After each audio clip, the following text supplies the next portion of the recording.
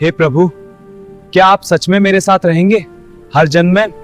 जब दर्द सच्चा होता है तब पुकार सीधे भगवान तक पहुंचती है। हे कृष्ण, मुझे वचन दो, चाहे कितने जन्म हो आप मेरा साथ कभी नहीं छोड़ोगे। भक्ति जब अड़िग होती है तब भगवान को भी वचन देना पड़ता है।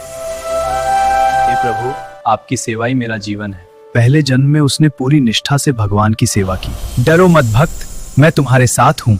भगवान ने अपना वचन निभाना शुरू कर दिया था। हे कृष्ण, अब मुझ में शक्ति नहीं बची। दूसरे जन्म में उसे मिला केवल दर्द, अकेलापन और कठिन परीक्षा। डगमगाने लगी, मैं हर जन्म में तुम्हारे साथ हूँ। तब कृष्ण स्वयं प्रकट। हे कृष्ण, अब तो सब कुछ छिन गया। तीसरे जन्म में उसने अपना सब कुछ खो दिया। पिता, मैं आ गया अपना वचन निभाने। भगवान ने अपना वचन निभाया और स्वयं पुत्र बनकर आ गए। अगर आपकी भक्ति सच्ची है तो भगवान खुद आपके पास आएंगे।